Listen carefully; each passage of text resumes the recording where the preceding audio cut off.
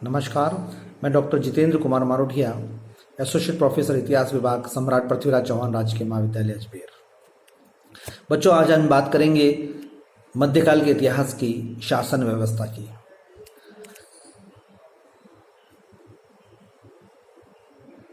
यहाँ एक बात मैं आपसे शेयर करना चाहता हूँ। 712 ईस्वी में पहला मुस्लिम आक्रमण हुआ। मोहम्मद बिन कासिम ने राजा दाहिर पर अरब जो था उन्होंने आक्रमण किया, और उसके बाद 1000 ईस्वी में महमूद गजनवी ने 17 बार आक्रमण किया। 1027 में उसकी मृत्यु हो गई, और उसके बाद गौर प्रदेश से मोहम्मद गोरी आया और उसने पृथ्वीराज के साथ संघर्ष किया, और उसके बाद में जयचंद के साथ संघर्ष किया, और 1206 में उसकी मृत्यु हो गई।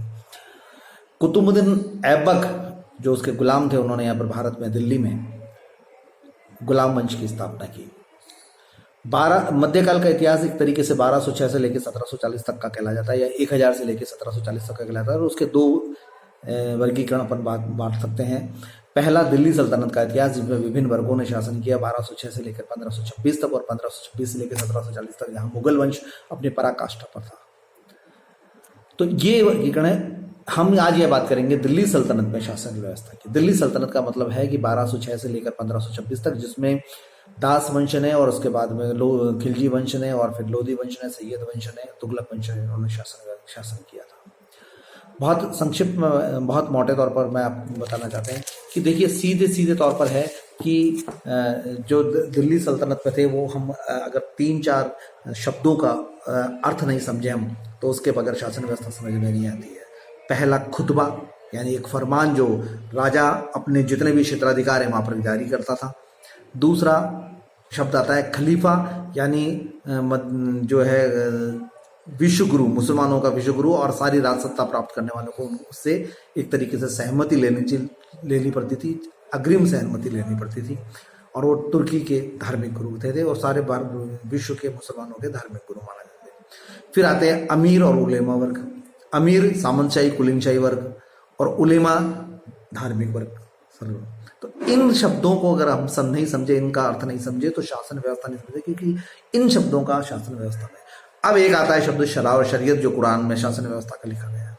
तो एक प्रकार से अगर देखा जाए तो मुस्लिम सत्ता में, जैसा कि आरपी त्रिपाठी जी ने some aspects of Muslim administration book जो है, मुस्लिम प्रशासन की कुछ शासन व्यवस्था की कुछ अवधारणाएं उसके साथ में लिखा भी है कि सीधे तौर पर मुस्लिम राजा खलीफा से परमिशन लेना को आवश्यक मानता था, आवश्यक समझते थे भी, और साथ ही साथ शरा और शरीयत के नियम के अनुसार शासन व्यवस्था चलाने को अपने आप को गौरवान्वित महसूस करते थे, और उसका पूरा वह प्रयास भी करते थे। ये अलग बात है कि हम देखिए कि किस राजा के सब काल में कौन सी शासन व्यवस्था हुई, कौन सा पद हुआ, एक बात अलग है। और सारे राजाओं ने इस्लाम धर्म को एक राज्य धर्म के रूप में माना, और माना जाता रहा है, और व्यवहारिक दृष्टि से उसका प्रयोग करने का प्रयास किया। कि बहुत ज्यादा वह सफल नहीं हो पाए, लेकिन ये जरूर है कि उन्होंने किया। और यहाँ पर वो जो है स्वयं को खलीफा का नायब के रूप में मानते थे।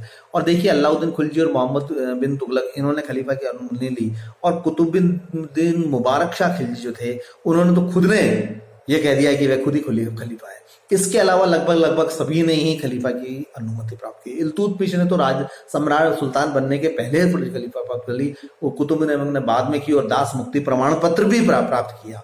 यानी कि जहां तक कि उन्होंने ये कहा है कि भाई अब हम दास से मुक्त हो गए हैं और राज सत्ता चलाने के लिए लायक हो गए हैं, एक तरीके से धार्मिक रूप से या आध्यात्मिक रूप से, और एक हमको अब हम दास नहीं रहे हैं। तो अब आती है शासन व्यवस्था की। तो देखिए, शासन व्यवस्था में हम बच्चों सीधे से दो बात है। एक होता है सेंट्रल एडमिनिस्ट्रेशन, यानी केंद्रीय शासन, और एक होता है प्रांतीय शासन, और उसके बाद में स्थानीय शासन। जो आज की व्यवस्था है वो भी वैसी ही थी, ठीक वैसे ही मान लीजिए। अब केंद्रीय शासन व्यवस्था में अगर सबसे बड़ा माना जाए, तो सबसे बड़ी जो धुरी होती थी वो सुल्तान स्वयं होते थे। राजा स्वयं होता था, जिसके अधिकार, विशेष अधिकार सारे सुरक्षित होते थे, अपार अधिकार थे, असीमित अधिकार माना जाते थे। और कई जगह पे तो उसने देवी अधिकारों को उपयोग किया। बलबन ने तो खुद ने भी ये माना कि वह राजा जो है आम व्यक्तियों से अलग है, और उसको सुल्तान भगवान ने बनाया, और इस प्रकार ये। और उसके बाद में मंत्री और अन्य पदाधिकारी बनाए जाते थे। तो मंत्री और अन्य पदाधिकारियों के बारे में तो हम चर्चा करेंगे, बाद में करेंगे, लेकिन राजा की शक्ति अपार मानी गई है।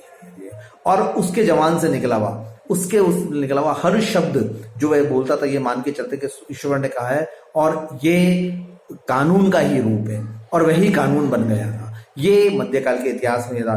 दिल्ली सुल्तानों ने अपनी अपनी शक्ति के अनुसार स्वेच्छाचारी और निरंकुश शासन व्यवस्था को स्थापित किया था। ये भी समझे। और वहां पर एक चीज और थी कि तलवार का शासन किया गया था, इसलिए कई बार RP Tripathi ji might is right लिखते हैं कि जिसकी लाठी उसके भैंस की जुआरी, वह ही राजा सफल हो सकता था जिसके पास वह लाठी होती थी। दूसरी तरफ उन्होंने ये भी कहा कि स्वॉर्ड वॉज द ग्रेट जज, तलवार सबसे बड़ी न्यायाधीश भी थी, अर्थात जिसकी तलवार में धार है वह साम्राज्य स्थापित कर सकता है। और यहाँ ये देखते हैं कि इल्तुतमिश, रजिया के सभी भाई, मुर्शद खिलजी और फिरोज तुगलक सरदारों की सम्मति से चुने गए सुल्तान थे। लेकिन इसके अतिरिक्त तलवार की शक्ति भी सिंहासन के आधार कर रहती थी। अलाउद्दीन खिलजी, खिजर खां, बहलोल लोदी ऐसे ही शासक थे जिन्होंने दी। तो यहाँ दिल्ली सल्तनत में ये बहुत इंपॉर्टेंट था। कल हम अध्ययन करेंगे मंत्रिमंडल का, यानी राजा को कौन कौन से मंत्री होते थे, सैन्य अधिकारी होते थे, उसके बारे में।